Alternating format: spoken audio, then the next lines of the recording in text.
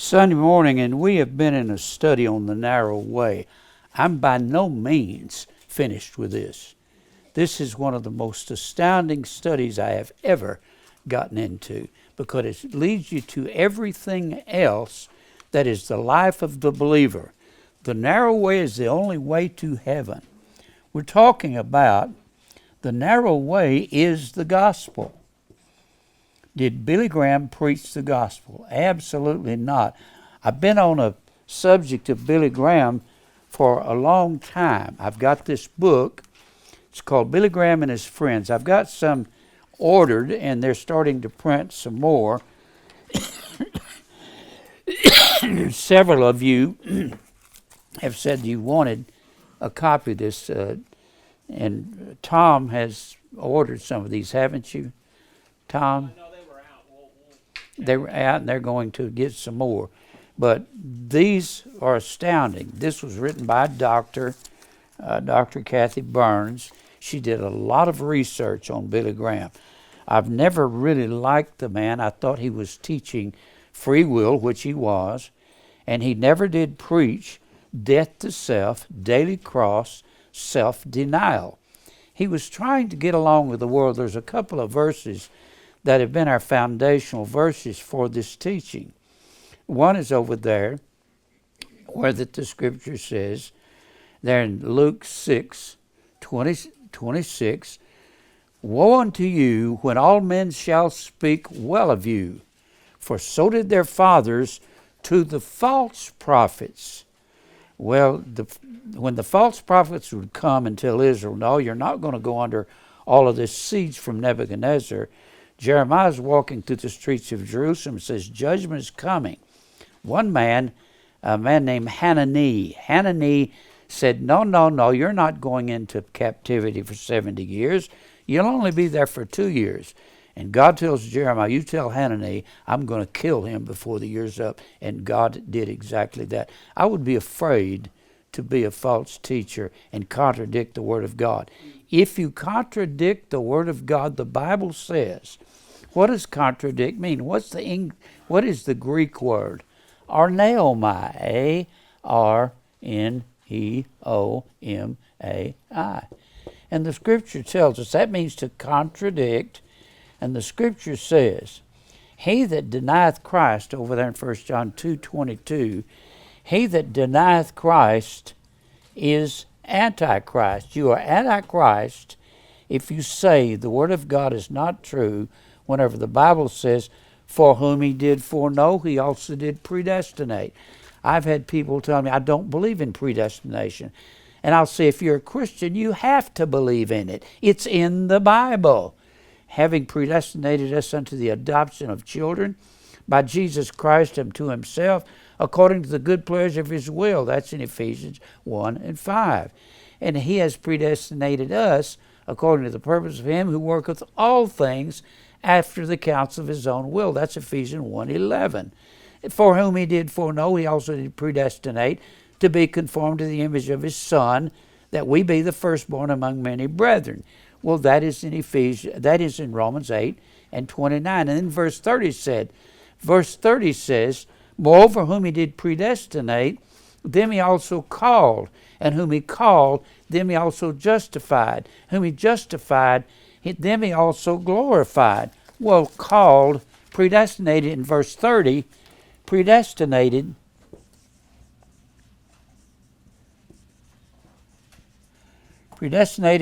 called, justified, and glorified. Now this verse right here, this Romans 8:30 proves, 8:30, that God did not predestine everybody. People will say he predestined everybody. He did not. If he had have, they would have all been called, justified, and glorified. These are all aorist, A-O-R-I-S-T, indicative verbs. An aorist indicative, you say, Jim, I don't know what that means, so I'm going to explain it to you. An aorist indicative is a past tense. You know what a past tense is, don't you? Well, let me give you something on the aorist indicative verbs. It can be an aorist indicative. It's all past tense. That's where the action begins. Begins in the past. If I say Roger ran the race, that means he has run it. He's already run. But this you have three different types that we're going to talk about of aorist indicative. You have the consumative, and you have a constative,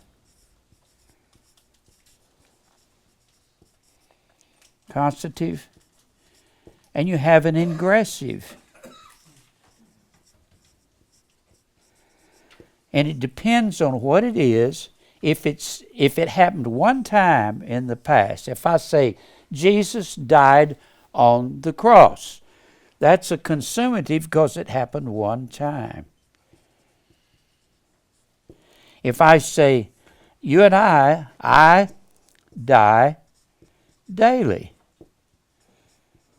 I have died, and I'm still dying daily. That's constative. And ingressive means you move into the movement, but there's no exact way of determining whether it's ingressive or constative.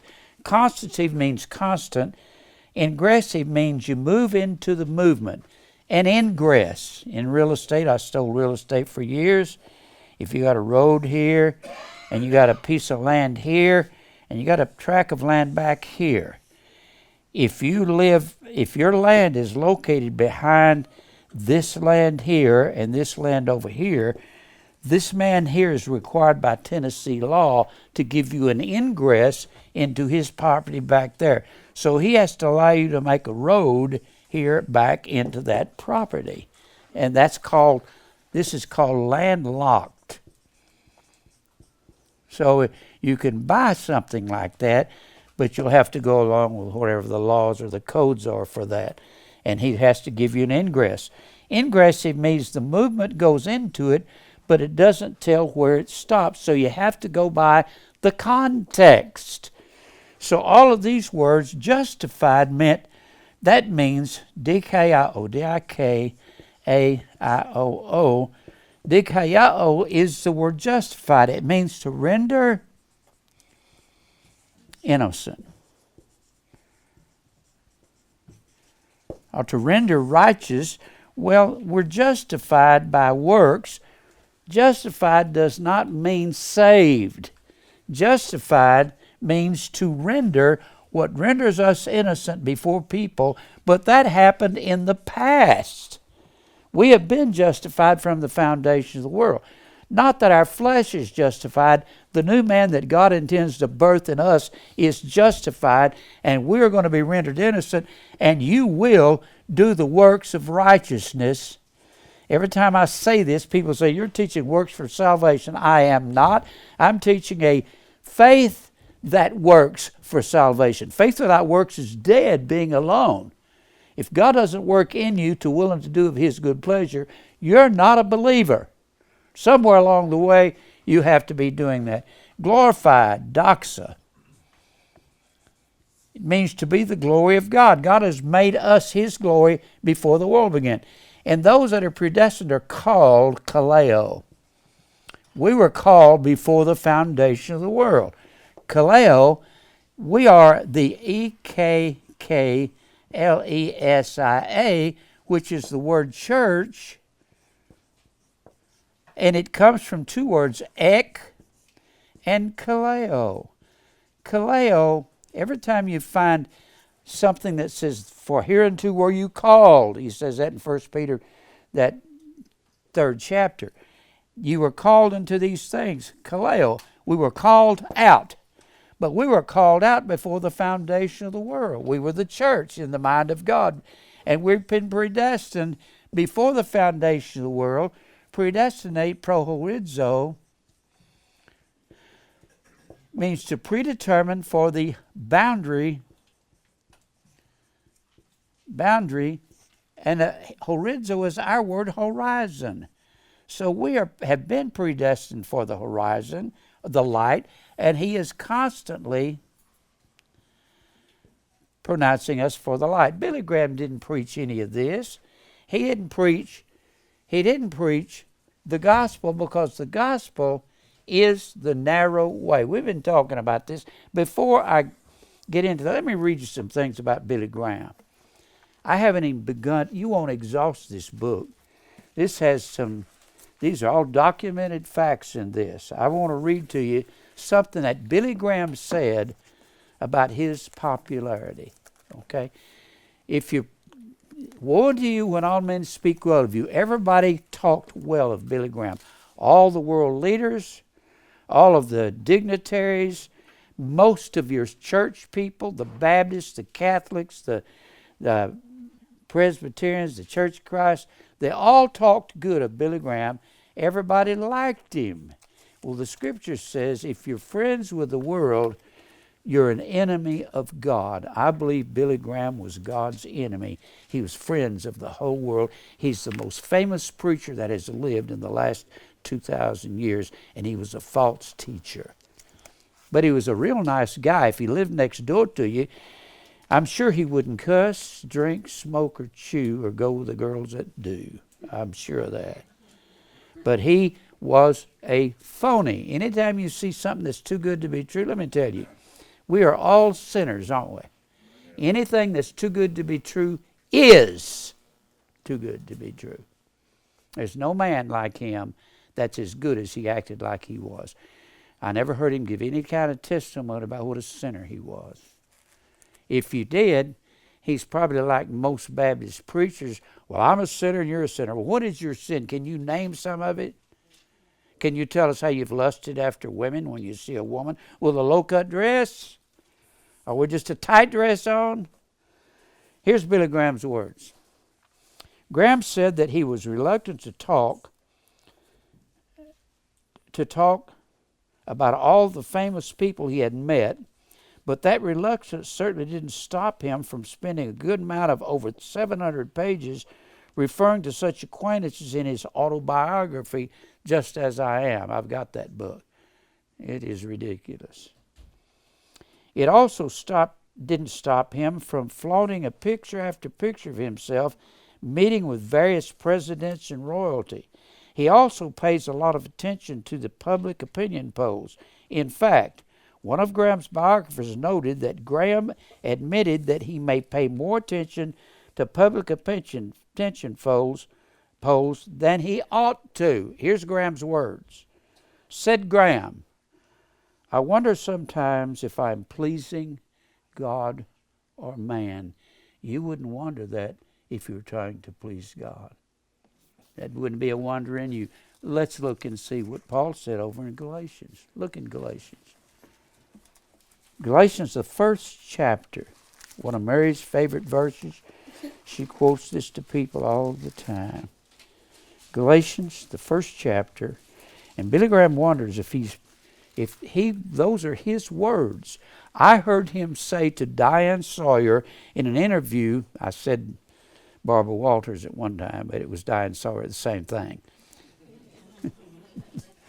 I heard him say to Diane Sawyer, I want God to say to me, well done, good and faithful servant, enter thou in the joys of thy Lord, but I don't know that he's going to do that. I heard him say that myself on the TV.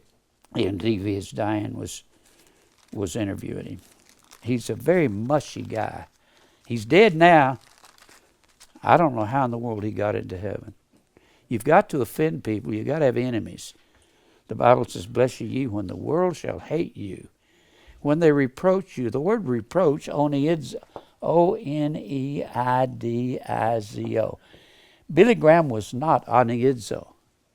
That means to be infamous. Bless you when men make you infamous. He was exact opposite of that. He was famous. Everybody liked him. Here's what Paul says. He preached another gospel. Let me read this to you. Verse 6, I marvel that you are so soon removed from him that called you at Galatia unto the grace of Christ, unto another gospel. There's more than one gospel in the Bible. There's the true gospel, there's a false gospel, which is actually not another gospel. But there be some that trouble you and would pervert the gospel of Christ. Metastrepo is the word pervert. Metastrepo.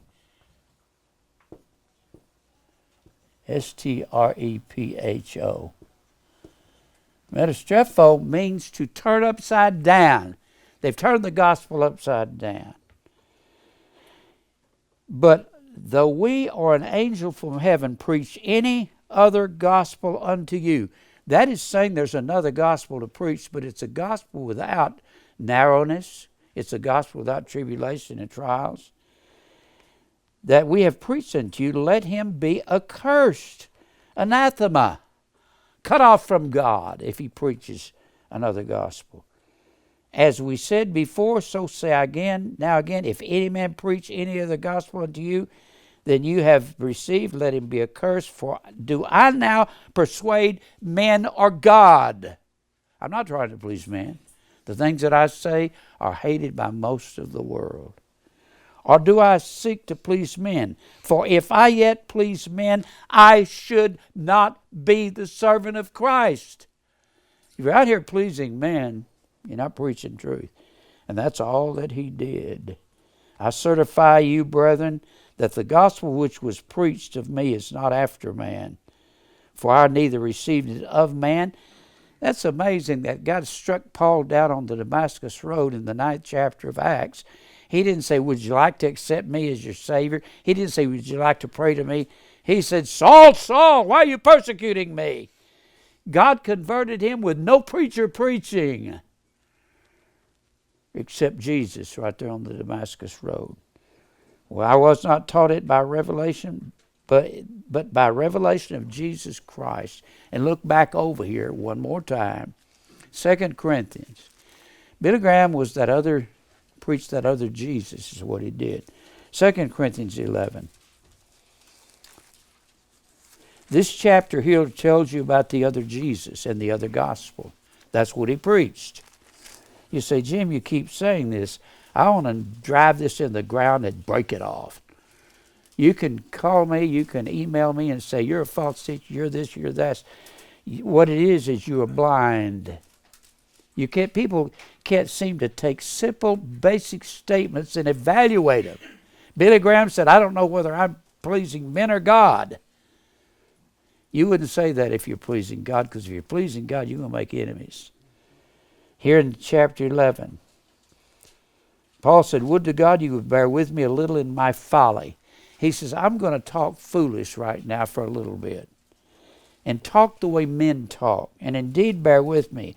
I am jealous over you with a godly jealousy, for I have espoused you, Corinthian church, to one husband, that I may present you as a chaste virgin to Christ.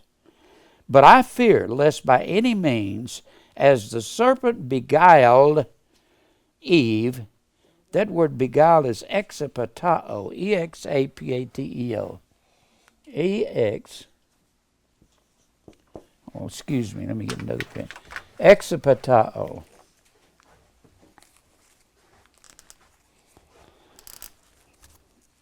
Well, I can't get this thing open. You put some grease on this, I guess. E-X-A-P-A-T-E-O.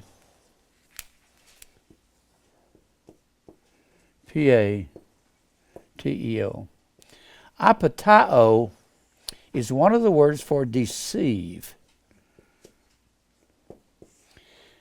X on that means to deceive completely, all the way out, all the way to every exit. Means to deceive completely. As the serpent beguiled Eve through his subtlety. This is how Billy Graham beguiles people. Through his subtlety, it was through what's called subtlety is the word panourgia, P-A-N-O-O-U-R-G-I-A. P-A-N-O-U-R-G-I-A.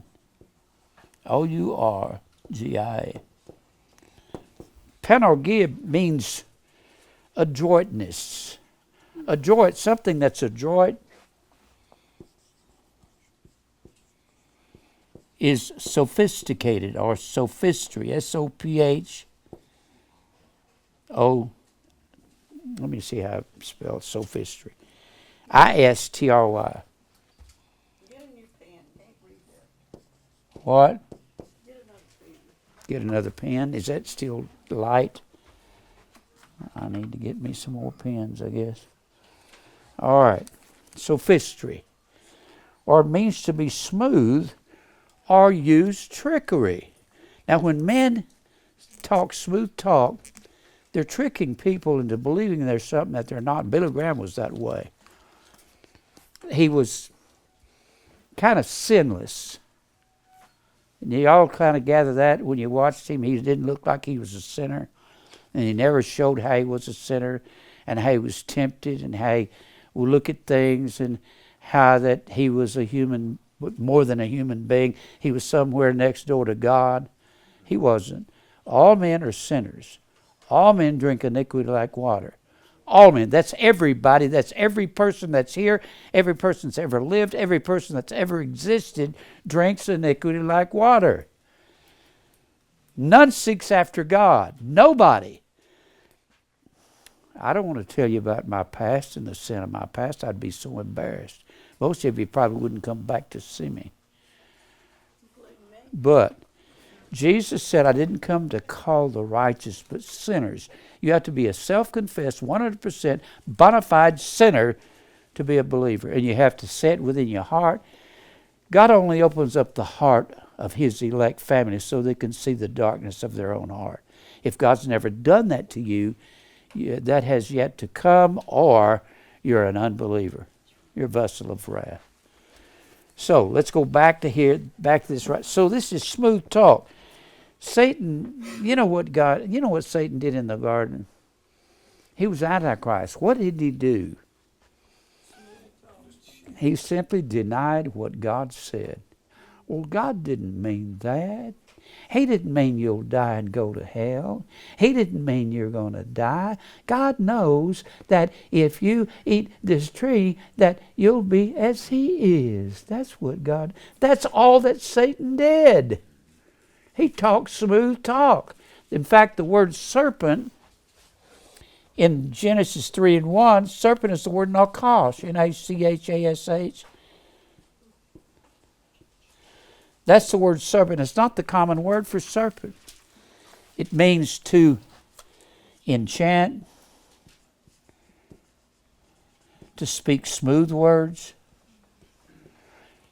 And one of the writers, I believe it was the Theological Word Book, said that enchant means to kill with the eye. To kill with the eye. In fact, that's exactly what happened, because idolatry, remember the word idolatry? E-I-D-O-L-O-L-A-T-R-E-I-A. Idolatry comes from two words, ido, meaning to see, remember, kill with the eye, and latruo. Latruo means to serve, and idolatry means to serve what you see. And of course, the Bible says covetousness is idolatry, and covetousness just is the word pleonektes, P-L-E-O-N-E-K-T-E-S. It means to want more any way you can get it. Use every kind of devious thinking and thought so you could have your way in business or with your family by bullying people. That's smooth talk. That reminds me of Romans 16:17. Mark them which cause divisions and offenses that are contrary to the doctrines that ye have learned, and avoid these people. What this other Jesus is, the other Jesus is a para Jesus. Mark them which cause divisions and offenses that are contrary. That other Jesus is a contrary Jesus. It is a parallel Jesus. Para, contrary, means parallel. It runs right along with truth, but it doesn't get right on target. It has a Jesus, it has a gospel, it has a spirit, and that's another Jesus, another gospel, another spirit. It's the wrong one. Why would Paul warn us about that if there wasn't any? He wouldn't, would he? Now, he says she was beguiled Eve through his subtlety, through his trickery. Reminds us of the word doulos. D-O-U-L-O-S. Guile. It means to live and speak and talk by trickery. That's what salespeople do. If they're these used car salesmen or new car salesmen or whatever it is, if they talk by trickery and they're talking smooth, anybody that talks real smooth to you, say, stop that. Because they know what they're doing. I don't care what you're into. If you can't be straightforward with each other, it's smooth talk. And that's how people are fooled. We're to use great plainness of speech. Remember that in 2 Corinthians 3:11 or 3:12? Plainness. Seeing we have such hope, we use great plainness of speech. Great is a great word. Great. Great plainness. P-O-L-U-S. You don't just use plainness once in a while. You use it often. Every time you open your mouth, plainness, P-A-R-R-H-E-S-I-A. Parrhesia means to be blunt, not cutting intentionally, not abrasive, be to the point. Tell the truth. Don't beat around the bush. Don't polish it up. Don't say, well, I got this garage sale and this is a wonderful, beautiful little item here and you're smoothing it over and they can see what it is. Don't say it's something that they don't need, or don't try to sell them on how it could be used and utilized. And you say, what are we going to do with this, dear? I don't know. Get it in the garage sale. Get rid of it. I used to drive up to a house when I was in real estate. I remember driving up to a house, and I had these clients with me when I was in real estate. We was down in Madison. Drove up to this house. I said, we're not going to go in here and look at this. That is terrible. They need to burn that down and start over. They said, well, let's go in there and tell them we appreciate their house. I said, let's don't do that. Waste their time and ours. It's terrible. You don't want that. And I just get real plain with it. I say, okay. A lot of people want to be smooth talking to people just to be polite. That's what Billy Graham was. Now, let's go back to this 1 Corinthians 11. Through his subtlety, so your minds... Here's what happens when people talk to you smooth. Your mind's noema, N-O-E-M-A. It is a form of nous. Remember the word metanoia? Metanoia is the word repent. It means to be turned and think differently. Noia. That is a form of the word nous or noema. And the mind is your perception. Here's what happens when somebody smooth talks you. Your perception is corrupted. Smooth talk will ruin your thinking in the world. And you know who's done smooth talk? The whole nation. It's awful difficult to live in this world. The whole nation is talking smooth. All the business people talk smooth. That's what's wrong with our world, our country. We are so caught up with stuff and things. We got to make money. It don't matter if we hurt people. That's wrong. Your minds are corrupted. Phathero. P-H-T-H-E-I-R-O. Corrupted. P-H-T-H-E-I-R-O. Rotten. Your thinking is become rotten. It's worthless when you're corrupted this way. It means your intellect or your thought is corrupted. And when you allow people's smooth talk to corrupt you, that you're in trouble. And you're corrupted from the simplicity, the haplotase, the sincerity. Haplotase, H-A-P-L-O-T-E-S. Haplotase means the simplicity of Christ, or it has the word of being single. And if thy eye be single, pluck it out. It doesn't mean to really literally pluck your eye out. I mean, if you had invitation hymns, you'd have to have an eye plucker down at the front and say, all right, now we got an ice pick. Would you like to come forward and have your eye plucked out? That's not what it's talking about. Whatever causes you to look at things you don't need to be looking at. If you're looking at a car you can't afford and say, I'll get 3 jobs to buy that. That's a wrong way to live. Huh? Have an eye plucker. We'd like to invite you to come this morning. Have your eye plucked out. It's talking about if your hand offends you, cut it off. It's talking about whatever your hand goes to do that does the wrong thing of God. Your hand's connected to your mind, so is your eye. Now, let's finish this up. Your minds are corrupted from the simplicity that is in Christ. Smooth talk will ruin you.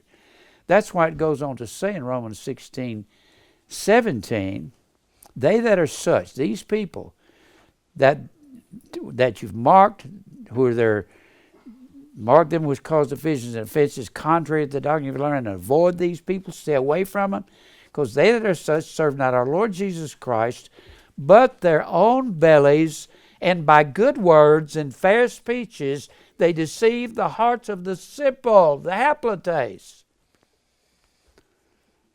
The way you get fooled is by smooth talk.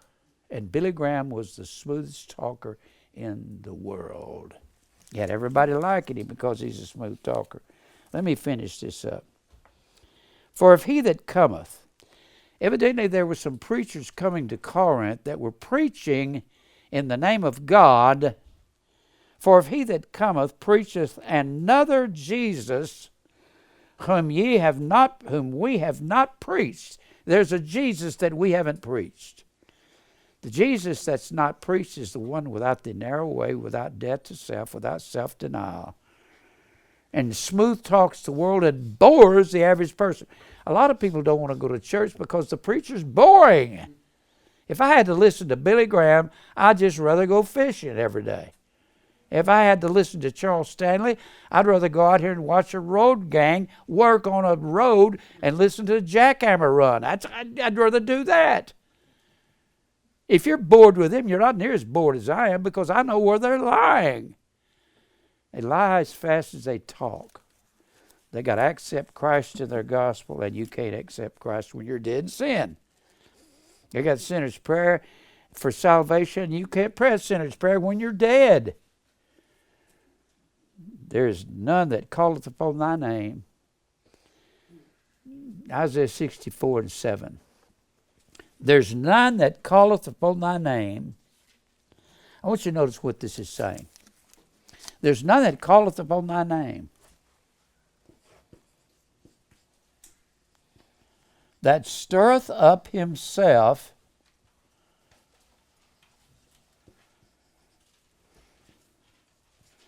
to take hold of thee. Nobody, when they're dead in sin, calls upon God's name to stir himself up. U-W-R is the word stirreth up. It means to wake from the dead. You can't. That is saying that there's no sinner's prayer to wake you from the dead so you can take hold of God. You can't pray a sinner's prayer to take hold of God. You're dead in sin. This is saying the exact same thing that Romans 10:13 says, for whosoever shall call upon the name of the Lord shall be saved. But how then shall they call on him in whom they've not believed? You can't call on a God you don't believe in, and you can't wake yourself from the dead. You who are dead in trespasses and sin, he's quickened. He has to do the quickening, waking from the dead. Zoopoieo. That is the word quicken, to make zoo alive. You go to a zoo and see living animals. Nobody can wake you from the dead but Jesus. You can't call upon God's name to wake yourself from the dead. You're dead. When you're dead, how dead are you? Well, you're dead. That's how dead you are. Dead is dead, isn't it? Now, let me finish this because we want to see who these other preachers are. This is Billy Graham. If he that cometh preaches another Jesus, whom we have not preached, and if you receive another spirit, which ye have not received, if you receive another spirit, what would another spirit be? Well, first of all, you got to know what the Holy Spirit is. The Spirit is the truth. 1 John 5 and 6. The Spirit is the truth. John 15, 16. John 14, 15 and 16. John 15, 26. John 16, 13 says, when the Comforter is come, even the Spirit of truth. The Spirit is truth. If somebody preaches another spirit, they're preaching another truth. They're preaching a lie that's masquerading as the truth. It's just not true. Do you have a hard time recognizing liars? They're everywhere in America. I've had several people tell me lately, I thought you were really angry when I first heard you preach. I couldn't understand why you were running down these preachers. They're lying. I've traveled all over American churches. I never ran across a preacher that knew anything about the Bible. Not one. I believe Holly told me the other day, she said, I thought you were just extra mean until I heard you, when I first heard you on TV. Does anybody else think I was extra mean when they first heard me? That's everybody thought I was mean. And why are you running down these other preachers? You have to be an expert to recognize a counterfeit. I can't pull $1 out of my pocket and tell you if it's a counterfeit or not. You have to be an expert on money. I can't tell you. But experts can. And I've spent enough time studying this book, I can tell you most preachers are lying. They're not talking about death to self, daily cross, self-denial. They never talk about being hated by the world, yet Jesus said, if the world hated me, it will hate you. What? Does that make any sense? Well, yes, but that's just for the first century. No, it's not. God's word is forever. He's the same yesterday, today, and forever. A lie is a lie when it comes to the Bible. It don't matter when you preach it. Now let's go down here and see who this is. Or another gospel. The gospel, that's what Billy Graham preached, another gospel. If he didn't preach the narrow way, the Bible says that the beginning of the gospel in Mark 1 and 1, the beginning of the gospel is prepare ye the way of the Lord, make his path straight. Prepare ye the way. Prepare the way. Well, how many ways are there? There is only two ways, but only one way to heaven. Prepare you the way is the gospel. That's what the Bible says. And then Luke repeats this same thing in Luke, the third chapter starting in verse 3, he says, John came preaching the baptism of repentance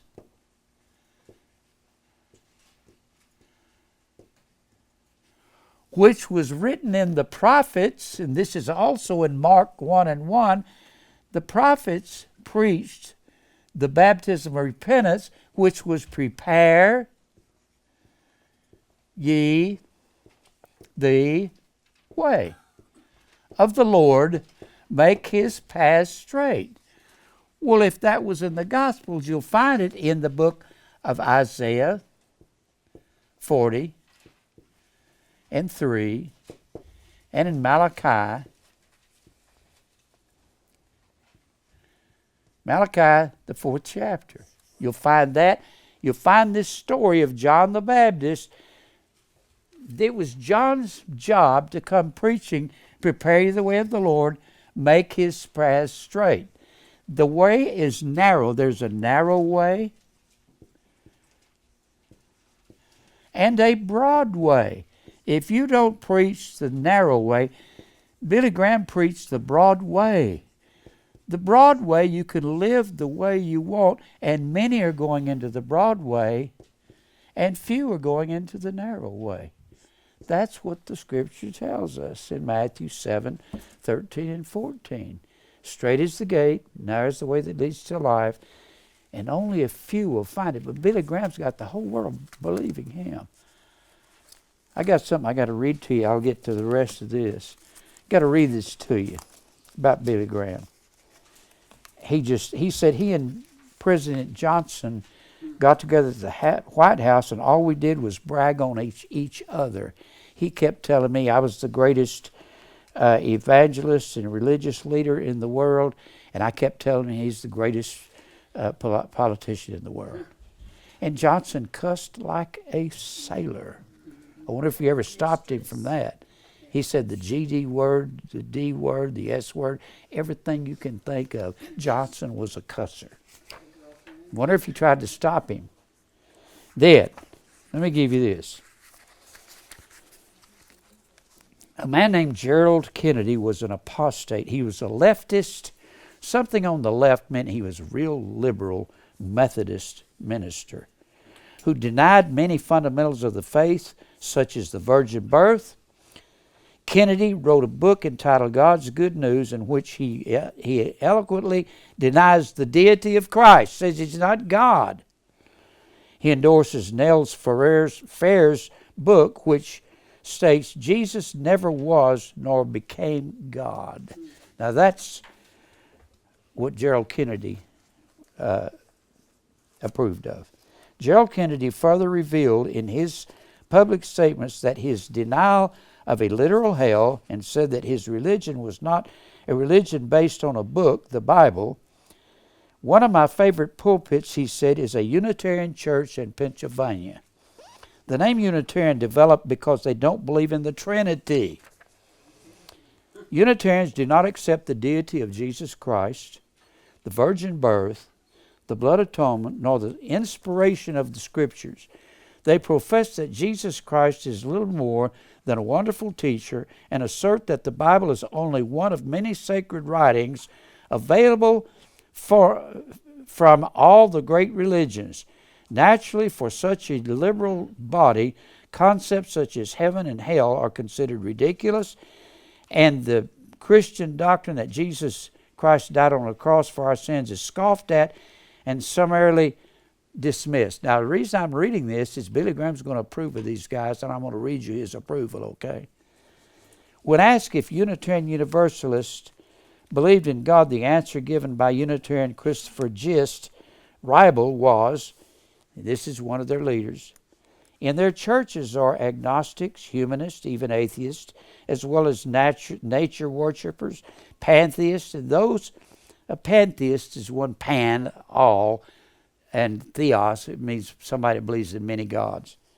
And those who affirm a personal God. All recognize, however, that the word God is a stumbling block to religious communication. Don't use the word God if you're going to communicate in religion. Now, Unitarians, here's what they believe. Billy Graham's going to approve of them. Unitarians also support abortion, active euthanasia, that's putting to death people that are old and they look like they don't have any time left, so they put them to death. And homosexuality. These are Unitarians. They believe in abortion, euthanasia, and homosexuality. Unitarians have produced many sex education materials, including a film showing people in the act of heterosexual sex, male homosexuals, also lesbians having sex. They have showed this to 5th grade children. In April 1997 at Wellesley High School, an assembly that was required of all students featured lesbians, senior minister of Arlington Street Church. She said casual sex is good for teenagers, including homosexual sex. She said it's important to remember that sexuality happens along a long, broad continuum. Then there's a great movable feast in between. Choose for yourself. Then, let me read some more about Billy Graham's associated with these people. All right. Billy Graham held a crusade at Boston. Listen to what he says about the Unitarian Church, those that believe in all this. At that time, Protestantism in New England was weak, due in part to theological differences within some denomination, the influence of Unitarian ideas in other denominations, and the strength of the Roman Catholic Church. In spite of all that, a number of Roman Catholic priests and Unitarian clergy, together with some of their parishioners, came to the meetings of Billy Graham, along with those from evangelical churches. With my limited evangelical background, this was a further expansion of my own ecumenical outlook. I now began to make friends among people from many different backgrounds and to develop spiritual love for their clergy.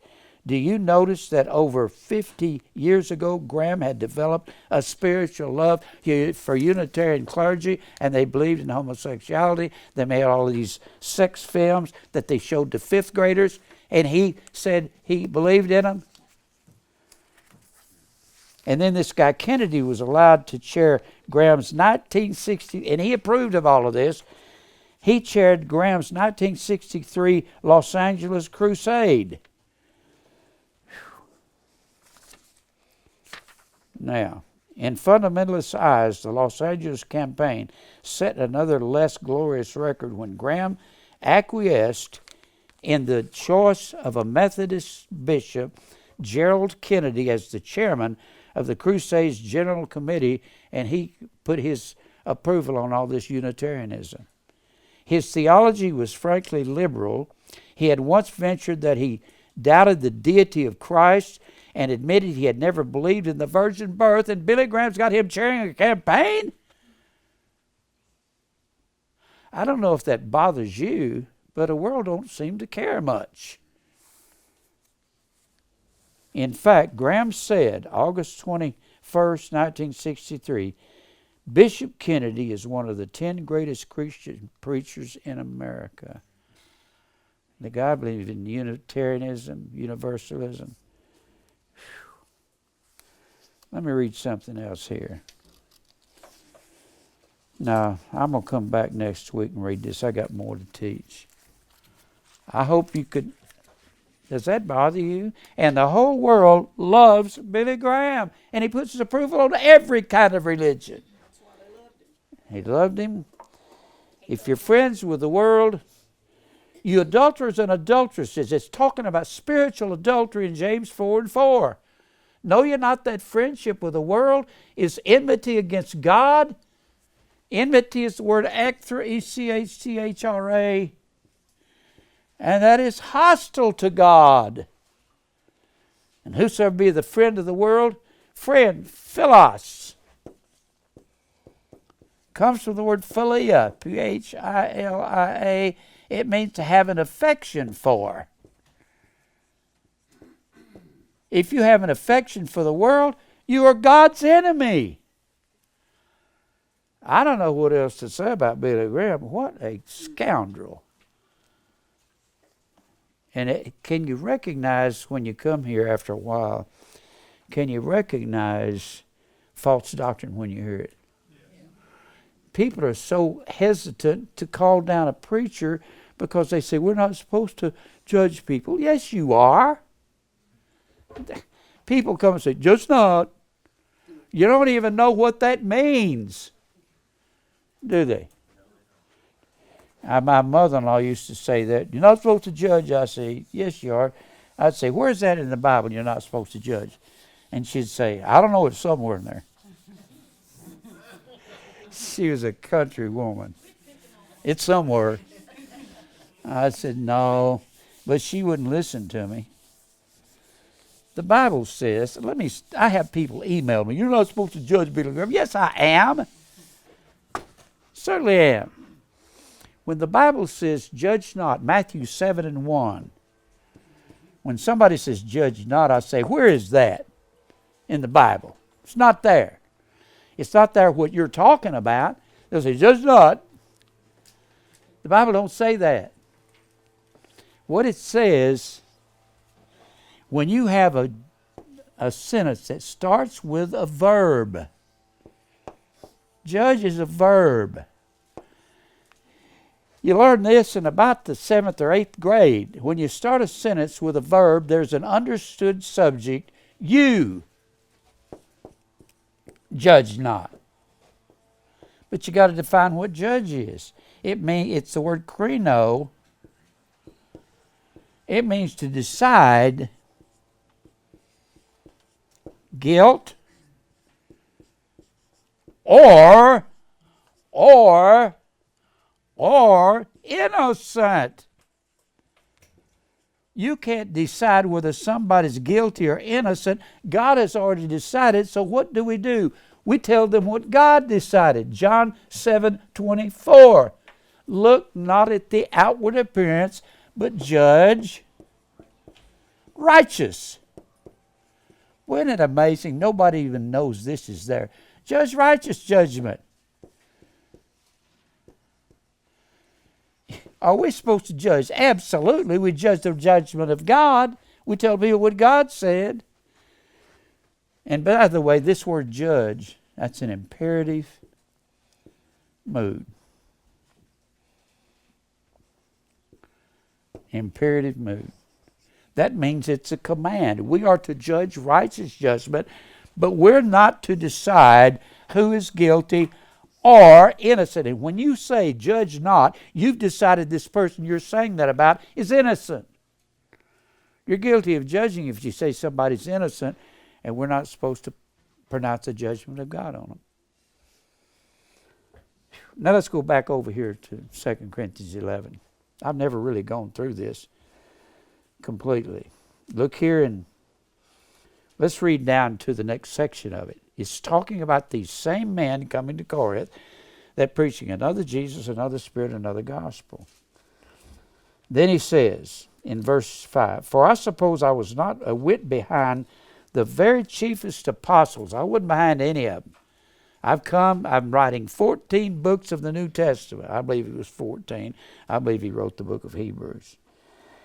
But I though be rude in speech, idiotes, unlearned in speech, yet not in knowledge, I know I have the truth. I'm rude in speech. I don't have the extended vocabulary that Hank Hanegraaff has. He talks in circles for 30 minutes and you don't have any idea what he said.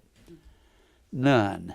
You used to listen to R.C. Sproul, and he used about a $20 word every sentence. And you're going, what's he talking? A truck driver couldn't understand anything he was saying. But though I be rude in speech, yes, not in knowledge, but we have been thoroughly made manifest among you all things. Have I committed an offense in abasing myself? He's comparing himself with these preachers that have come preaching this other Jesus. Have I committed an offense in abasing myself that you might be exalted, because I have preached unto you the gospel of God freely? We gave it to you for free. In fact, he tells the Corinthians, I give the gospel without charge in the 9th chapter of 1 Corinthians. We give away all of our DVDs. They're free. We give away package, postage, handling, and we never ask for money for the ministry, ever. Well, how do you make it, Jim? I believe God has an exact family out there, a predestinated elect family, and they can hear these words. The hearing ear and the seeing eye, the Lord has made even both of them. I believe people that hear the truth, somebody will call, say, I really love your teaching. I say, give us a call back if you want to be on the list to get DVDs regularly. A lot of them will tell me right then, I want them regularly. So we put them on the list to get them. And 6 and 9 months later, I had a guy call me one day and he said, you told me 9 months ago you was going to send me DVDs and you was never going to ask for money. He said, I've been getting them ever since and you've never asked for a nickel. I said, I never will. I said, I believe that God's people will eventually be convicted to give to the truth. And we're on TV in about 250 towns and cities, and we pay all the TV time. Some of it's free TV time on public access, and a lot of it's lease access, and we pay about $12,000 a month on TV time every month, and we never ask for money. Now, what's my motive? Must have a motive of some kind. My motive is I believe this word with all my heart and all my soul, and I want to give it to everybody. That's why I carry a pocket full of DVDs around, and I give them away all day long. And you can have the DVDs to give away. All you have to do is say, Tom, I want some DVDs to give away. We want to give them away free from now on. I believe that God's people are looking for the truth. And when they hear it, they'll say, I'm going to support that. Besides that, the tithe is a New Testament teaching. People that say it's not, or it's ignorant. And I'll go through that also. I robbed other churches, taking wages of them to do you service. What does he mean by that? Well, in Philippians, the 3rd chapter, he's talking about, I took money. Not the Philippians. Second Corinthians, the 8th chapter. 2 Corinthians, the 8th chapter, he said, I had to go to Macedonia. Macedonia is just, here's the Aegean Sea. Macedonia is up in here. That's where Philippi and Thessalonica is. He said, I had to go up here to get money for your church and borrow money from them because they were willing to do this. The 8th and 9th chapter of 2 Corinthians is about money taken for the poor. It's not about giving offerings. And whenever it says, God loveth a cheerful giver, that's not about the tithe. There's other verses that are about the tithe. That's about God taking offerings, or Paul taking offerings for the poor in Jerusalem who were under attack by the Roman Empire. And they were starving over there in Jerusalem. Now, where was I? And I have to go through that on another day. That's another subject in itself. And when I was present with you and wanted, or I was in need, hestereo, it means destitute. People say, Paul was rich. Ridiculous. He was destitute at points. H-U-S-T-E-R-E-O. H-U-S-T-E-R-E-O. The woman that gave her last, she gave her last coin in the offering plate. The Bible says she gave out of her need. That word need is hestereo. She was destitute. I heard a charismatic preacher say she gave out of her need. She needed something, so she gave to get something. Idiots. It was that John Avanzini. He's a knucklehead. And he is. I had a friend that went out to his church in Fort Worth. Fort Worth is saturated with these cockroaches that call themselves charismatic preachers. And John Avanzini's one. And this friend of mine went out there to treat his church. He was in the pest control business. He went out to treat his church, and he said he had a picture of Jesus sitting on a stone in the foyer, and he had 2 bags of gold, one in each hand. That's in John Avanzini's foyer. What a joker. Now, when I was present with you and was in need, I was chargeable to no man. I didn't charge anybody anything. We give this gospel without charge. Can you show me that? Yeah, let's go back over here. 1 Corinthians.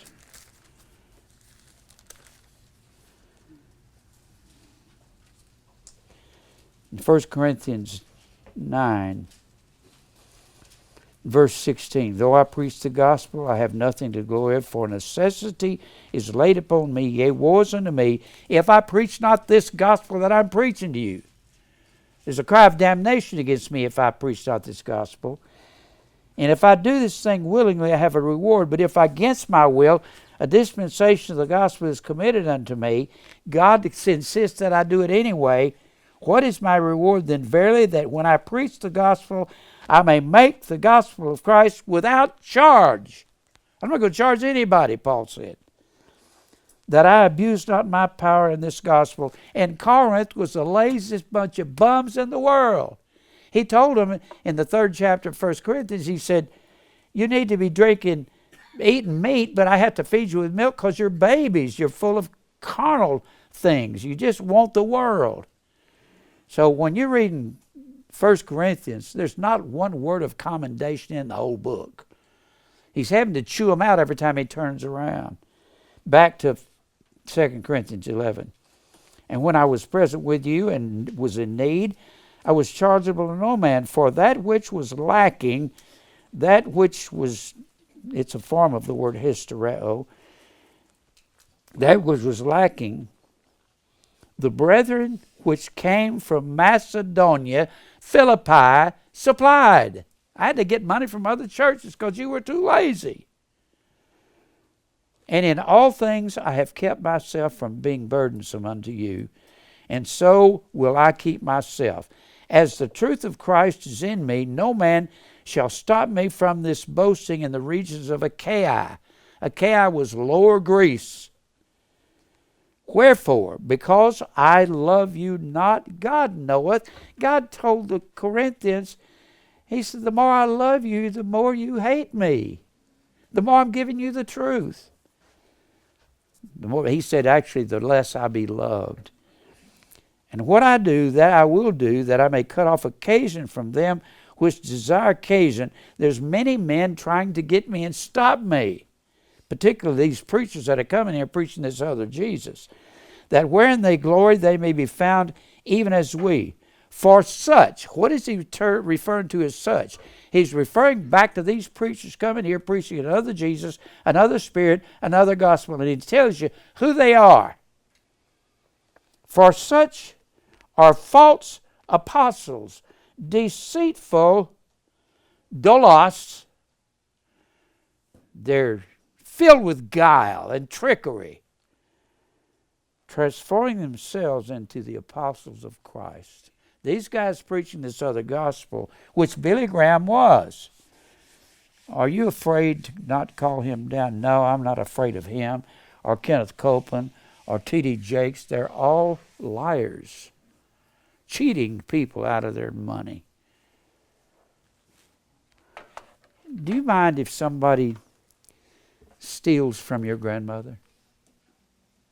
Huh? I know where they're stealing. I know where they're lying. I was told by this one family, said this guy came up to his grandmother's yard and noticed that she needed some gravel on her driveway, and he said, I got a half a pickup load, half a dump truck load of gravel out here, and I'll sell it to you on a deal. A truckload of gravel at the time was about $250. He said, I'll give you what's left of this gravel. I was doing a driveway down the street, and I'll give it to you for $500. Well, I guess you would, you thief. I mean, does that bother you that somebody steals from the poor? We give to the poor every month. It bothers me when somebody steals from the poor. Somebody don't have any money. They make $500-600 a month, and you're over there stealing what little savings they had. Jan Krause got on TV and one day and she said, there's a little old grandmother out there and you've got $500 in a fruit jar. Well, when you are on TBN and you're going all over the world, there's 5,000 mothers that's got $500 in a fruit jar. And they're all going to say, she must be talking to me. That lying woman died and went to hell. I don't have any doubt of that. You judging her? I'm judging her because she wasn't in the narrow way. She had no persecution. All she did was spend money that poor people would send to her. I'm not angry for me. If they were just cheating me, they're going to have a hard time cheating me. It's because I am trying to defend and defend. I'm trying to defend the poor. When I attack TBN, we call it DBN. It's the Devil's Broadcasting Network. Daimonion comes from dio, meaning to distribute fortunes. That's what it is. They distribute fortunes to themselves. For such are false apostles, deceitful workers. They're living by trickery, transforming themselves into the apostles of Christ. Transform, meta, schematizo. Metaschematizo means to disguise oneself. They're disguised as apostles of Christ, but they're false teachers. At the end of time, there's going to be a great apostasy. Guess what? We are in it. Apostasy, apostasis.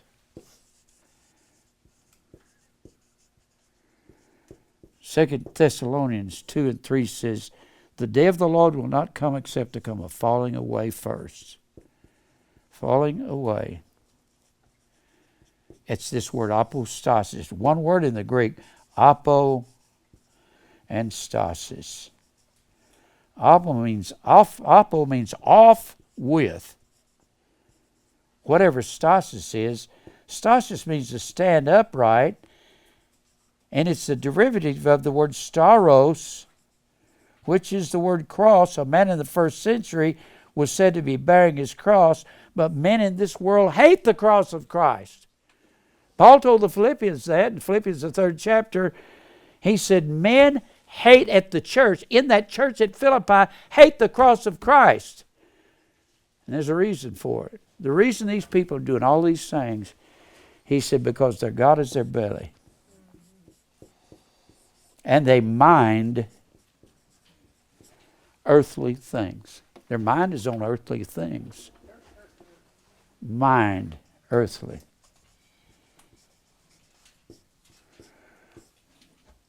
Their mind, their phroneo, Phroneo. This is one of my favorite verses concerning the narrow way. Their mind, their thinking, their sentiment. Their sentiment is on gay. The word earthly is gay. G-E. It means dirt, soil. They like what they can see and feel and touch. And everything you can see that is tangible, everything is made of dirt. Your dirt. This carpet is dirt. The tables are dirt. Your car is dirt. You put dirt gasoline in your car. You go to a dirt building, work a dirt job. They pay you with dirt money. You go to a dirt bank and you see a dirt teller. And if you need to borrow some money, you go to a dirt banker. It's all dirt. Their mind is on stuff. That's why they don't like the cross. But it is the daily cross they don't like. And at the end of time, we're in that falling away now. And people say the apostasy begins at the rapture of the church. Oh, baloney. We're going to be changed at the last trumpet. There's 7 trumpets that sound in Revelation 8, 9, and 10. And when the 7th one sounds, the mystery of God, the church, is complete. And Christ puts one foot on the land and the other on the sea and says, time is no more at the sounding of the 7th trumpet. I think 1,000-year reign would be a time, wouldn't it? There's no 1,000 years. It's 2,000. We're living in that right now. Don't have time to go into that. And read on. And no marvel, for Satan himself is transformed into an angel of light. Transformed, metaschematizo. Satan comes disguised as Christ in preachers. They are wolves in sheep's clothing. Sheep's clothing is wool. And all of the shepherds wore wool coats. So when you see a man coming with a 3-piece suit and a watch fob, that don't mean he's a preacher. If he's not telling the truth, he's another liar. That's what they are. Huh? Yeah. I don't believe in preachers. If I wasn't preaching here, there's not a church that I would go to in the world. I'd say, Lord, it's time for me to die. It'd have to be one of you teaching. Because I won't come and I will not go down to the big Baptist church, the big Church of Christ, the Catholic church. I wouldn't go to any of them places. Wouldn't go to a charismatic church in the world. You'd have to tie me up, gag me, and bind me to get me into Kenneth Copeland's church. It would absolutely be against my will. The man is a thief. He owns a... I just challenge you to go online and look up Kenneth Copeland's house. He lives in a house with 18,000 square feet. You know how big that is? The size of a small shopping center. 18,000. He's... but that's not the only house he owns. He owns a log cabin in Arkansas. He calls it a cabin, but you can see behind him the logs are about this thick, probably cured out of Oregon or Washington State and shipped in. Ain't no telling how big that is. And those guys own lots of homes. Kenneth Copeland owns thousands of acres, which he stole the money from poor people to buy. He's got thousands of cattle on his land. He's got a $20 million jet. He might have two of them by now. I don't know. He's a crook. Do I mind calling him a crook? No, he's a crook. If somebody's beating people, he's preaching the things in the Bible that are not there. He takes the Word of God and twists them. I've got to give you something here. We're talking about the narrow way, aren't we? Narrow way. What we need to do is clarify, which I've clarified it many times. Do I have any time, Mike? Mike? 22. Huh? 22. 22. Well, I can clarify this. Okay, there's two ways, right? There's a narrow way and a broad way. And the narrow way is the gospel. The Bible says, John came preaching the baptism of repentance, which was prepare ye the way. There's only one word for way in the Greek. It's the word hodos. John preached, prepare the hodos.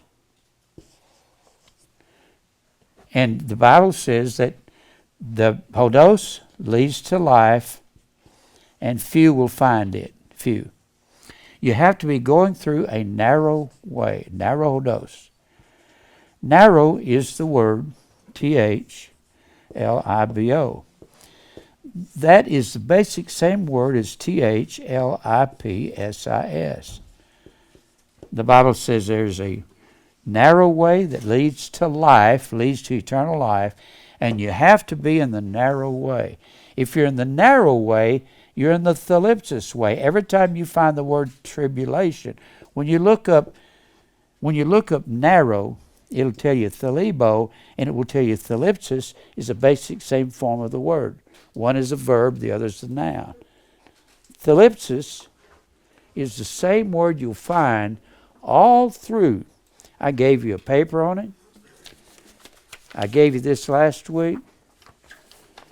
Every time the word thlibo is mentioned, it's 2346.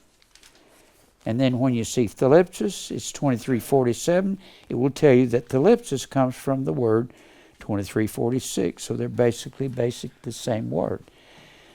Every time you find the word tribulation, it's thlipsis. Every time you find it. Sometimes it will be affliction. Sometimes it will be it'll be of tribulation, affliction, tribulation, affliction. That's thlipsis. Then thlibo will be that word narrow, the word afflicted, troubled. We shall suffer affliction. That's all the word thlibo. The Bible says narrow is the way, and every time you find tribulation, it's the word thlipsis. So if you're in the narrow way, you're in tribulation. Probably my favorite verse on tribulation is Acts 14:22. When Paul was stoned and left for dead outside of Lystra, he said we must through much tribulation. People have to want to kill us for this message. They have to want to kill you for the truth. They killed Jesus for it, didn't they? what amazes me, Paul preached and they killed him. Jesus preached and they crucified him. They killed him. Peter preached and they crucified him upside down. John preached and they boiled him in oil and put him on Patmos. When he came off Patmos, he suffered the martyr's death. Andrew died on St. Andrew's cross. They killed millions of Christians during the Inquisition. They killed all the prophets. They wanted to kill Jeremiah. They hung him in the mire. You go back to all the prophets, they killed them right and left. Jesus told the Pharisees, he said, you garnish the sepulchres of the prophets. You're the one that put them in their sepulchres. You're the people that did it. And that's what the preachers do. Billy Graham was crucifying those of us who preach the truth daily. I didn't like the man. I will preach against him the rest of my life. He was the most influential man in the church in America in the 20th century. He turned everybody to accept Christ. He turned all the Baptists, even a lot of the Church of Christ, even the Catholics to accepting Christ. He taught them to let Jesus come into your heart when you can't let Jesus come into a filthy heart like you've got. He taught them to pray the sinner's prayer. Billy Graham was the cause of all of that. He has caused more apostasy in the church than any other man who's ever lived. And he was leading people around like he was a great spiritual leader. And he put his approval on Unitarianism. He put his approval on the Dalai Lama. I've got a picture of him shaking hands with the Dalai Lama, and he's hugging him. He hugs the Pope. He liked everybody, and everybody liked him. That's not a commendation for Christians.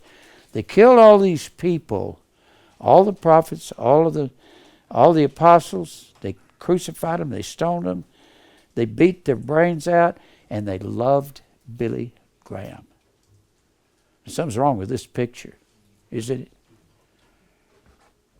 If somebody preaches smooth, that's not a sign to believe in them. Now, let me give you something. All right, go over here. Now, we've just said to you that I got to find my paper. Go over here to 3 John 2. 3 John. Now, define this. This is the Charismatics' favorite verse, one of their favorite verses. 3 John 2. Huh? 3 John 2. Let's go ahead and read 1 and 2. The elder unto the well-beloved Gaius, whom I love, I agape in the truth. That word is truth. Agape is walking the commandments of God. Beloved, I wish above all things that thou mayest prosper and be in health, even as thy soul prospereth. Now the Charismatics have taken that and said, see, God wants you to prosper and have money and have real good health. It's not what it says in the Greek text. Doesn't say that at all. That word prosper is the word E-U-O-D-O-O. Euodao. It is a construction of the word EU. EU means well. Well, and we see that prefix on eulogy. A eulogy comes from eu and logos. Logos is the word in the Greek. Eu means well. It means well words. You stand over a person in the casket and you say well words that he's not deserving of over him while he's in the casket. That's a eulogy. Euodao means well, comes from well, and hodos. Hodos is the common word way. It means a well way. What is the well way? If there's a well way, there's got to be a bad way. The bad way is broad is the way that leads to destruction, and many go into the broad way. More people are going to hell than are going to heaven. Only a few can hear the truth. Just a few. If you can hear the truth, you'll have to obey it. To hear is to obey was a common saying among the people in the Middle East. In fact, hear, akuo, in the Greek, and obey are basically the same word. Obey is the word hoop, A-K-O-U-O, and akuo, that's the word hear, and the Bible says, the hearing ear and the seeing eye, the Lord hath made even both of them. So if you can hear the truth, you're going to obey, because hupakuo means to hear under. Hupo means under. It means, obey means to be subordinate. Are we subordinate to God? Is He our superior advisor? Is He our instructor? Yes, He is. So, when Jonathan was wishing for guidance, the well way, it's the better of two ways. It's the well way, the narrow tribulation way, as opposed to the broad way. Euhodos means the well way. There's two ways, the well way and the bad way. And many are going into the broad way, and if you can hear the truth, you're in the well way. But that's a developing process. It's not something you do all of a sudden. And then he says health. That word prosper and be in health. Health is the word H-U-G-I-A-I-N-O. That's the word, whether anybody likes it or not, in the original text. We have the original text in an interlinear Bible. You can get a Strong's Exhaustive Concordance and look these words up. Hugiano is the same word that Paul would use when he would say, the time will come when men will not endure sound doctrine. Every time the Bible speaks of sound, it's the word hugiano. It means uncorrupt in word. Well, these preachers are preaching another Jesus, another Spirit, another gospel. They're corrupting the Word of God. They're seducing you by their subtlety, America, by their smooth talk. Don't listen to smooth talk. Gosh, little children do that. Are you going to stay a little child all your life and listen to people? You don't even go out there and condemn them. You call them down, but you don't. I don't spend my time running these people down. I warn people all the time about it. Everywhere I go, I warn people. You can't listen to that charismatic preacher up the street. And everything they've used to make this mean money, it's not money. And it's not, when Paul would speak of the wholesome words of God, he said, men that suppose that gain is godliness, he said they consent not to wholesome words. That's the word hugiano in the 6th chapter of 1 Timothy. He's talking about we have to be in the tribulation way that we may be accompanied by the uncorrupt word of God. That's what 3 John 2 means. It doesn't mean God wants you to have a lot of money. What amazes me is the first part of that verse says, Beloved, I wish above all things. You think above all things God wants you to have lots of money and physical health?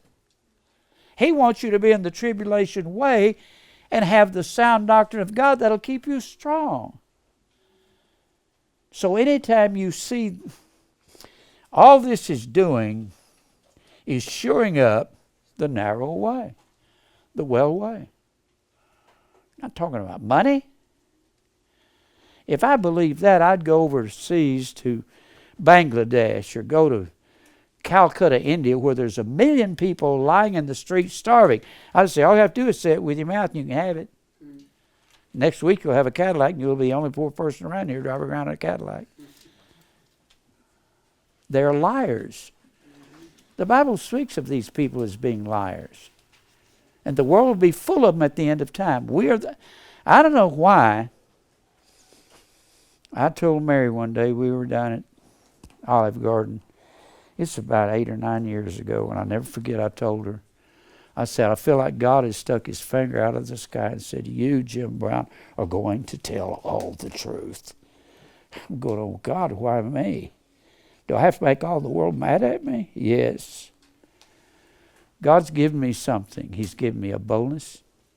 He's given me lots of guts to say the truth when it needs to be said.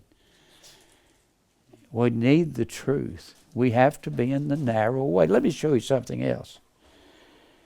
I'll go ahead and give you a couple other words on that.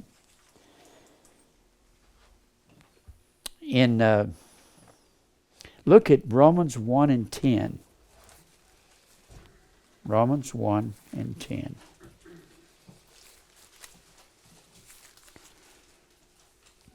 One and 10.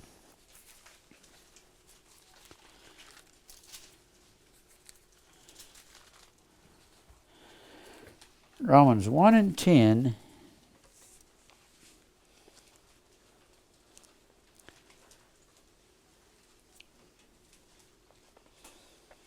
Let's read 9 and 10. For God is my witness, whom I serve with my spirit in the gospel of his Son, that without ceasing I make mention of you always in my prayers, making a request, if by any means now at length I might have a prosperous journey by the will of God to come unto you. He's talking about, I want to come unto you, and may I have a euhodao. That word prosperous journey is euhodos. He's not saying, may I make a lot of money on the way over there to you. Not what he's saying. Now look at one more verse. These are the three places you've got the word euhodao. In 1 Corinthians 16. 1 Corinthians 16.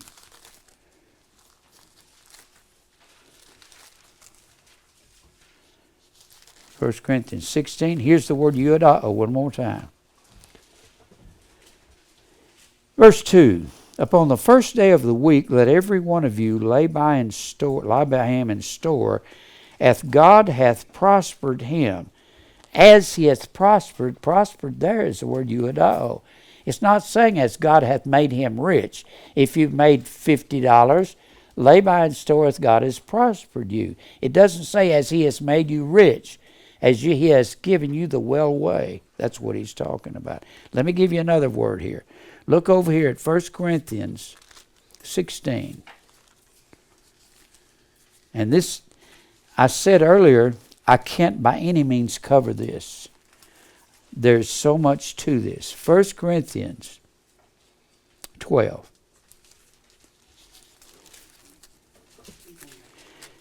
Now, 1 Corinthians 12 is talking about the gifts of God. I'll just run through the end of it. He's talking about, that's 14. I won't find it there. All right. He's talking about through this whole chapter, spiritual gifts. He says at verse 1, now concerning spiritual gifts, brethren, I would not have you to be ignorant. He starts talking to them about spiritual things in this 12th chapter. He's reprimanded them all the way up through the 11th chapter for being children and not growing up. Then he says here in verse 27, now you are members, now you are the body of Christ, members in particular. Remember, particular, meros, means a portion to eat of. We eat of the body of Christ, or we take of the body, which is the church. But God hath set some in the church, first apostles. There were 13 apostles, the 12 that traveled with Jesus, and Paul, one born out of due time. There were 12 tribes of Israel. There was the 12 tribes, and Levi was not numbered with the tribes, the other tribes. You find that in the first chapter of Numbers at the very end of the chapter. Levi was never numbered. They were the priesthood.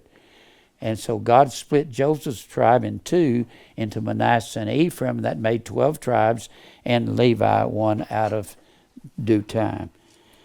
Now, he says, first, apostles, secondarily prophets, thirdly, teachers.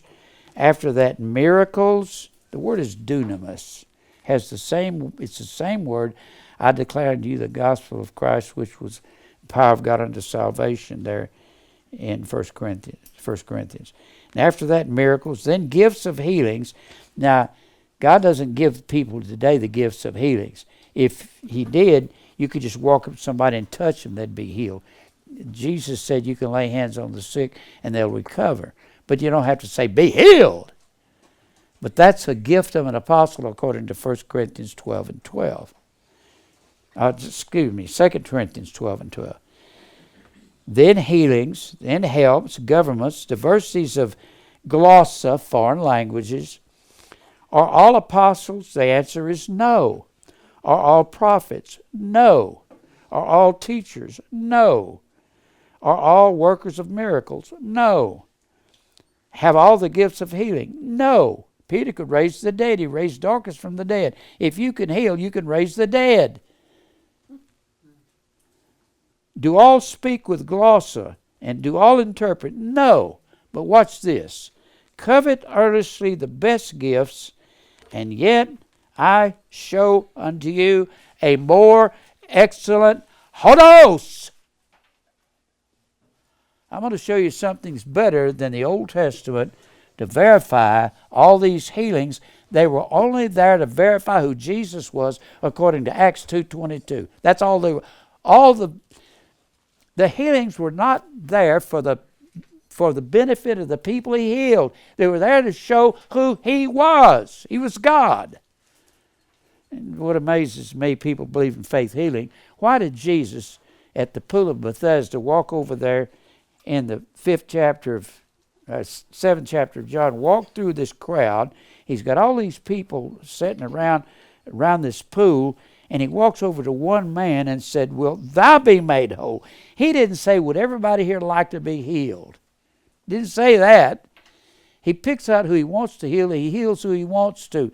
God has healed me. I was dying at 45 years old in the hospital. I was right at death. Do I look like I'm dying right now? Not near as much. I was coughing. Not near as much. Not near as much. I was 45 in the hospital dying. You know what got me off of my dying? Made my health better. Didn't get me completely rid of all my problems. I quit thinking about me. I started saying, Lord, you're going to kill me if I don't stop this seeking money. I was in real estate. I was trying to get rich. I was going to buy 50 houses. I can drive down the road and tell you about deals I was going to make on this house and that house. I knew how to make deals. The houses you bought before the ministry. Yeah. I bought a couple, but I bought them before this ministry ever started. And people have been accused. You're buying that with... I bought 2 houses. I gave $500 to assume one person's loan. But it was a special deals I made for them. They said, we want you to sell our house, but we want this house over here. I said, I'll tell you what I'll do. I was always creating in real estate.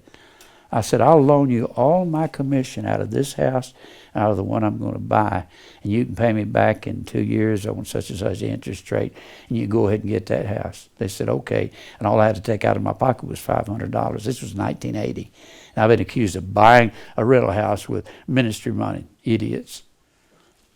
I had a lot of business sense before I started this ministry. That was hours before this started. That's about hours before this even started. That's right. People accused me of buying a house with ministry money. No, I put $500 out on the table and got the house.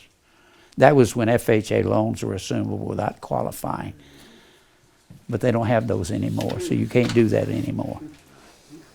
And I had 50 houses I was going to buy like that. And I wasn't cheating anybody. I had a guy call me one night and he said, you got to come give me an offer on my house. I said, no, let me leave it on the market and I will sell it and make you some money. He said, no, me and my wife are going to kill each other by Saturday night. I wrote him out a contract on his house, very, very little money. He accepted it. I said, I held the contract away from him. I said, this is not a good deal. It's all I'm willing to do. I'm not in the housing business. He said, give me that contract. He signed it. And he went out and got rolled that next Saturday night, and the money he got out of the house was in his sock, and he got rolled, got stolen. People, when the market's bad and the interest rates are ridiculous and the prices are high, that's not a time to buy a house. Anyway, I don't know how I got into that. But I want to show you this, and I'll come back to this next week. He said, I want to show you a more excellent way, and you flip the page and it takes you into agape. The more excellent way than the miracles and everything else is walking in the commandments of God. And the commandments of God is the narrow way. That's the more excellent way. So I'm going to have to take you through the more excellent way and show you what charity suffereth long and is kind. I'm going to have to show you what kind is. Charity is the word agape. I'm going to have to show you what charity envieth not. I'm going to have to show you what charity vaunteth not itself. Chapter 13 of 1 Corinthians is the instruction for the narrow way. But the narrow way is not something you willingly will go into. It's something God's got to make you deal with. You got to come to a place and say, I believe the eternal life is more important than all the stuff and things I can gather here. Well, let's pray. Father, we thank you for truth. God, help us to understand this narrow way. That all the smooth talk around us, all those preachers that bore us out of our mind, they are boring. I don't know how in the world even the vessels of wrath can sit and listen to them, Lord. Thank you for truth. It's encouraging in our life. Thank you for these people. I pray for them that you'll strengthen them in this narrow way, in this straight gate. God will praise you for all things, fight our battles, and we'll give you praise for everything. Lead us to your elect in Christ's name, amen. I didn't even hardly get started on this message because I wanted to get on to... Yeah, I guess after all these false doctrines, and then you come here, you have to totally reprogram yourself. You got to be reprogrammed, don't That you? lady last night. Well, let me just talk to your blood clots, Jim, and I'll get him to come out of you. It's like, what? What in the world you got on your mouth? He's the green Manalishi with a two-pronged crown. He looks like he's the son of that green monster. Green Manalishi with a two-pronged. Oh, y'all want some gum? Well, come over and I'll give you some. Huh? You and your doll? Would your doll need gum? But your doll can't chew gum, can it? Huh?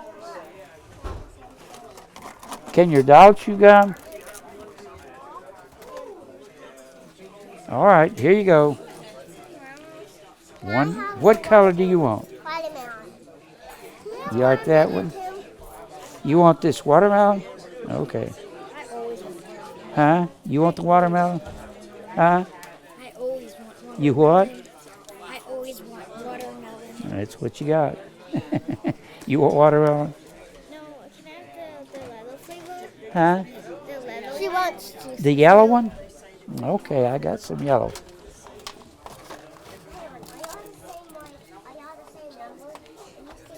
All right. Here's the yellow one. There's yellow. What color do you want? Green. Green. I don't know if I have any green. Yeah, I do. I got some green. I got green. Where's your sisters? What do they want? Here you go. There's green.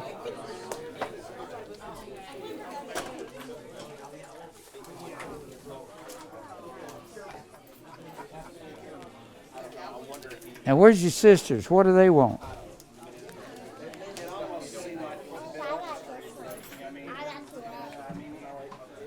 Well, if y'all ain't going to tell me, I'm going to... Hey, Roger. Whew.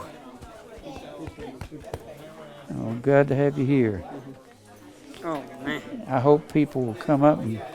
Yeah, man, you know, Huh? if God leads them to do it, they'll do it. You know what I'm saying? Huh? If God leads them to do it, they'll do it, you know. Yeah. Uh, Well, I hope this will help you. see what I did yesterday? I went over to the old house that burned out, tried to go through there what I could save. Yeah. Pretty much anything. I start throwing stuff out. My wife come by. You what? I was putting things out on the street, because it was either it burnt or smoke damaged or wet. Start putting stuff out. Oh, throw that stuff out. Did you talk to Scott. Scott and Yeah, I Dee talked to here? I had to talk to him This before, is yes, Dee. I did. Dee, This hey, is Dee here. Now you don't want to That's for say you. thank you. You know you want to say you was also independent Baptist. We were Where? in Massachusetts. Who's your pastor? It was a man named Tim Crockett. Now see, me and Jim know those guys like from Halifax. He was younger though. Yeah, I went to Tennessee Temple for a while, and I went to Halifax College in Hammond, Indiana. A lot of independent Baptist guys come from there. They pastor churches and stuff, and it's just He never went to. Bible He college. never went to Bible college. Well, you don't need to be a Right. I think he got his license. Yeah. That's fine. I mean, as long as you're teaching truth. Yeah,